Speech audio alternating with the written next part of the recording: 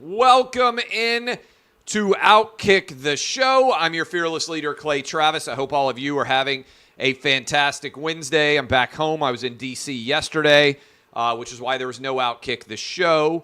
I've got a lot to react to here, and so I appreciate all of you hanging out with us. I appreciate you helping. We're almost, what's today? The 29th. We're almost to the end of March.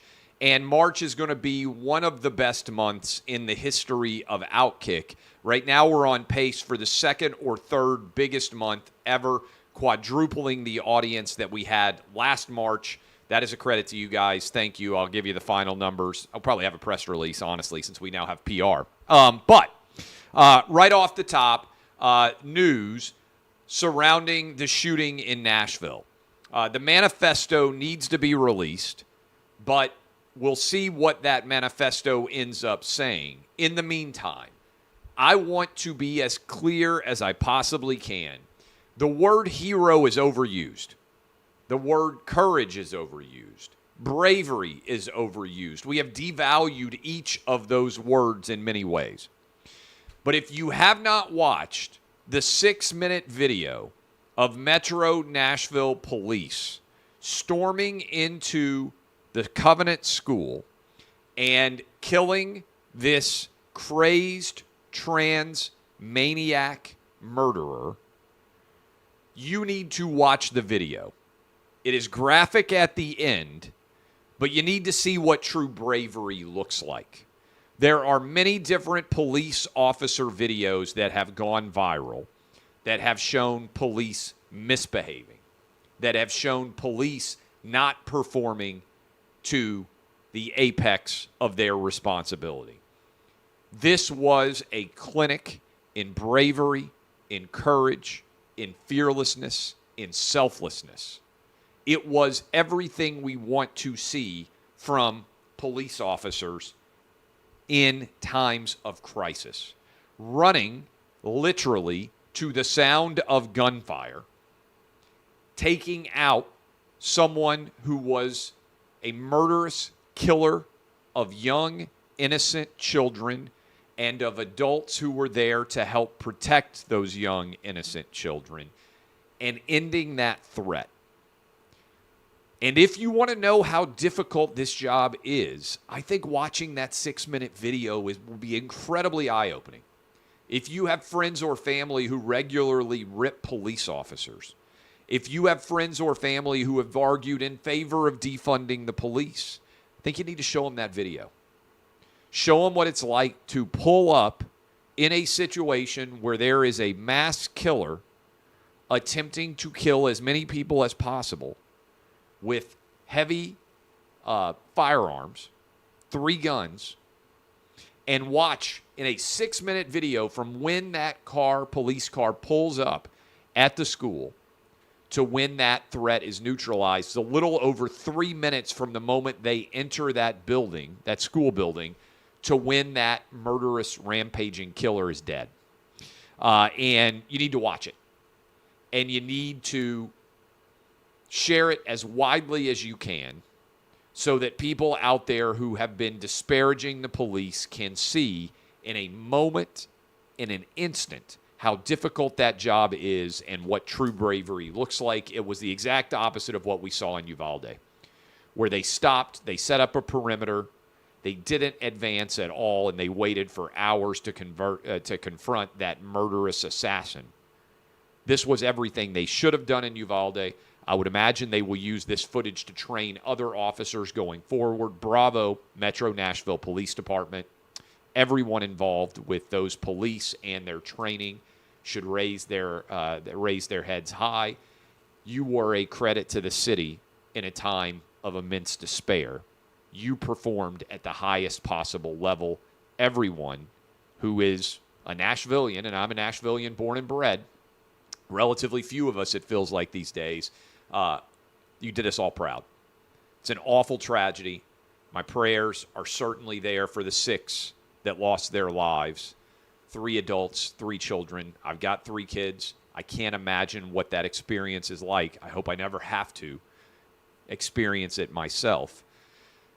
But my goodness, what a credit those police officers were. I don't think we're praising them enough. I don't think we're sharing their bravery widely enough. And so I want to make sure that I do my part to say thank you. I have shared a lot of you have reached out and said, hey, what can we do for the victims? I have shared 3 different victim fundraisers, 1 child, 2 adults, I believe. You can feel free to share the fundraisers in my mentions as well beneath those. You can search them out. You go to my name, Clay Travis. You want to do something. You want to donate something. You want to try to help in the wake of this awful tragedy. You can do so if you search out my name, Clay Travis. We'll try to put the link in YouTube as well. Always love you guys on YouTube. You can link and like and subscribe the Outkick YouTube channel. We appreciate all of you who are doing so. A couple of other news that are significant out there. News came down in the last hour or so that the Trump grand jury probe is on a 1-month hiatus, which means that the earliest Trump could be charged in New York City is late April. This feels like, to me, a sign that Trump may not actually be charged in New York City and that Alvin Bragg is feeling pressure over what many legal experts have called a very weak case. And I agree that is, in fact, a very weak case and that there should be no charges brought in this Stormy Daniels $130,000 payment case, because based on my legal analysis, I don't think there is a state law violation that can easily be made. As I've told you on Clay and Buck and also on Outkick the show, I expect that eventually these charges would be tossed on a legal basis, right? Judges decide issues of law as a general rule. Judges decide issues of law. Juries decide issues of fact. I think this is an issue of law, and I don't believe that there is a legitimate basis to be bringing these charges based on what I have seen. And I think it's not a surprise that after all the reporting that there were going to be charges, that now suddenly we're getting into late April. And remember, as we get closer to 2024, I think it becomes harder and harder to justify charging Trump because the political process will be well underway. To me, by the time you get to the summer, and certainly by the time you get to the fall, I don't think you can bring charges against Trump because voters will be going to the polls starting in Iowa, and then you got New Hampshire, and then into March, basically the 2024 presidential nomination is going to be determined. And so I think that it's going to be increasingly difficult to bring charges, at least in New York City, against Trump. And as the weeks and months continue to add up, I think it's going to be more challenging everywhere. News. The NHL, according to Commissioner Gary Bettman, is reconsidering wearing LGBTQ plus uniforms. And that is because some players, some teams, probably some executives have raised issues and said this conflicts with their religion. This is a sign that we are starting to win more and more of the woke battles in the world of sports. International Track and Field says transgender athletes, men identifying as women, can't compete. It's the right decision. We also have the NBA rolled right into Utah, didn't protest, even though gender-affirming care and the same law about where athletes are allowed to compete exists in Utah. Remember, they pulled initially their All-Star game out of Charlotte over a transgender bathroom bill. I think a lot of people, NBA has taken a major hit in their ratings. I think a lot of these sports leagues are realizing, hey, wait a minute. Michael Jordan was right when he said Republicans buy sneakers too. If we have a good product, and most sports is pretty good product, right? People like basketball, they like football, they like baseball, they like hockey. They don't like is politics mixed with their sports. It's bad overall brand. Awful decision. Social media likes it. Actual fans do not. That's why ESPN, the brand value of ESPN is tanking. It's why the NBA is setting all-time record lows.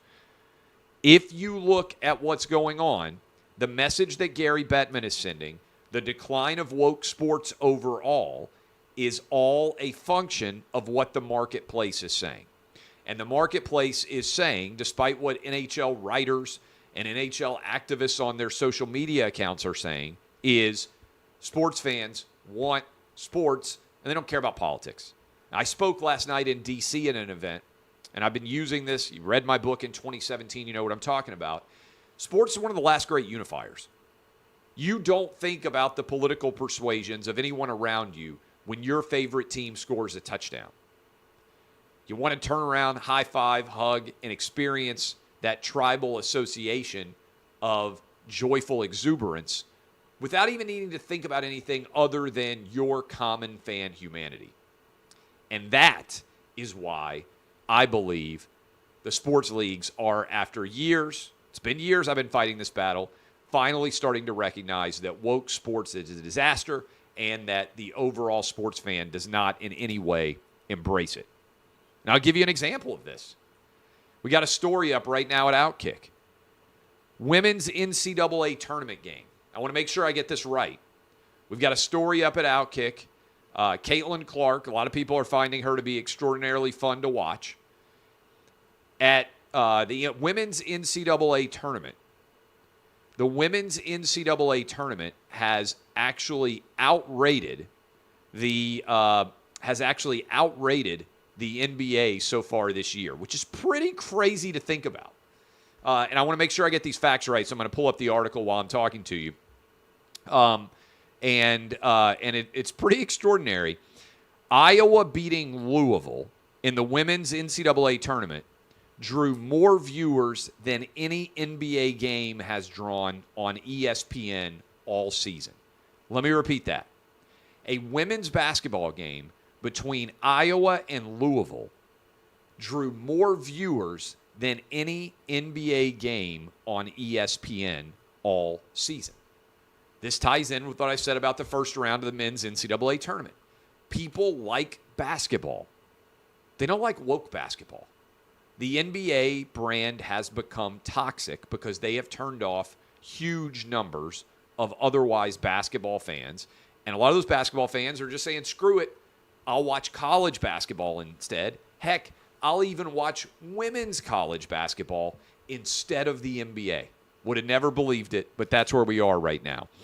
Speaking of stupidity, CNN said over the weekend, a writer at CNN wrote an editorial saying that if you share a meme or a GIF of a black person on social media, you are guilty of digital blackface. That was the argument. My question, how does CNN say digital blackface is a thing, i.e. if you share a crying Michael Jordan meme on social media and you are white, Hispanic, or Asian, you are guilty of digital blackface? How in the world do they say that's unacceptable, according to this CNN editorial? But they have absolutely no issue whatsoever with women being woman face, right?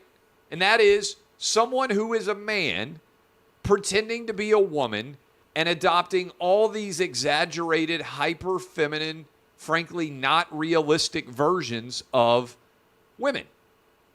How is it unacceptable to share a meme or a GIF, according to CNN, on social media of a black person, if you're not black, but yet it's heroic and courageous and to be encouraged for a man to pretend to be a woman?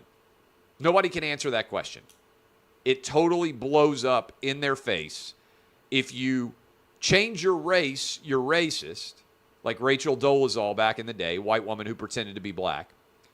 But if you change your gender, which is far more serious than changing your race, then you are somehow to be praised.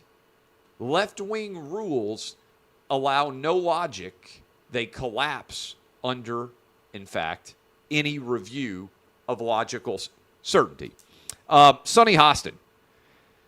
The View is consistently the dumbest show on television. The number one dumbest show that appears daily on television beyond a shadow of a doubt is The View. And it is filled with women who say stupid things basically every day. But this one was staggering to me. Sunny Hostin, who has a law degree from Notre Dame, Sunny Hostin said she doesn't care about Chinese genocide. That is, she does not care about the Uyghur population of China being placed in concentration camps because they are Muslim, because the United States puts black people in prison here, and so she can't care as a result. This is colossally dumb on any level, but particularly for a lawyer to make this argument, okay? So let me explain why it's so dumb. I can't believe I have to do this. If you are in prison in the United States, it's because a jury of your peers either convicted you or because you pled guilty to a crime and were sentenced to jail as a result. That is, if you are in jail in the United States, if you are in prison, you had due process rights under our Constitution to defend yourself, and a jury of your peers or your own considerations through a plea agreement led to you being in prison. You committed a crime and are being punished for it. Being Muslim is not a crime. Being a Uyghur is not a crime. That is why a genocide and a concentration camp in China, and I can't believe I have to say this, that's not similar at all. And this is what you hear, unfortunately, from many quote-unquote elite left-wing media, is they try to pretend that because the United States is imperfect, that means that they are not able to criticize any other country, and they let China off the hook as a result. This is failure of moral relativism, right? The United States is not a perfect nation, but we don't have genocide going on right now, and we don't have concentration camps, and we don't have any situation that is remotely akin to what China is doing. Sunny Hostin's argument here is idiocy. She should be ashamed, but I'm not surprised because The View is consistently the dumbest show on television. Finally, I'm really fascinated by the debate surrounding TikTok. Candidly, I don't put things up on TikTok. But I'll look right now, and we have, I know Outkick does, a TikTok account on the account, right? Like we have, here comes the audio. We have a Twitter account. I think I follow like one account, if I'm not mistaken, and it's basically Outkick. And Outkick right now has, 31,000 followers. But a lot of our videos are wildly popular on TikTok. I mean, we've got videos that are up, some of them which include me, that have millions of views. One of our videos has 9 million views. That's more than any video we've ever had on YouTube, any video we've ever had on Instagram, any video we've ever had on Twitter. There are videos of me with hundreds of thousands, if not millions of views. Now, I don't know if the people agree with me there. I don't read any of the comments. But I'm fascinated by the question of whether or not there should be a ban of TikTok. In general, my position is that there needs to be mutuality of rules. Right now, all of the Chinese companies have complete access to American markets. Meanwhile, none of our top social media companies have access at all to China. I don't think that should be allowed, right? So my position is if China doesn't allow Google or YouTube or Twitter or Facebook to compete inside of their marketplace, why in the world should we allow Chinese internet companies to have access to our marketplace? There should have to be a mutuality of competition. All of our top businesses, if they so desire, should have access to Chinese markets if we're going to allow the Chinese markets to have access to our consumers. And I talked about this just a few minutes ago on Clay and Buck, but this comes from Axios. Axios says in the past couple of weeks, the 4 most downloaded Chinese apps. The 4 most downloaded free mobile apps in the United States are all Chinese-owned. Something called Temu, TikTok, CapCut, and Shine. The 4 most downloaded free apps in America right now are all owned by Chinese companies. Why are we permitting China to have access to all of our consumers and all of that data, and China is not required at all to provide access to its marketplace? That, to me, is the attack that has a great deal of validity, in particular on this TikTok debate. I haven't heard a lot of people talking about it. That's more interesting to me, the lack of mutuality of competition, the lack of open marketplaces, than focusing in particular on TikTok and trying to ban it. All right. I love all of you. I'd encourage you to go donate if you have the money to do so to some of the victims from the awful Nashville shooting that happened 2 days ago. I appreciate you. DBAP unless you need to SBAP. I'm Clay Travis, and this has been Outkick, the show.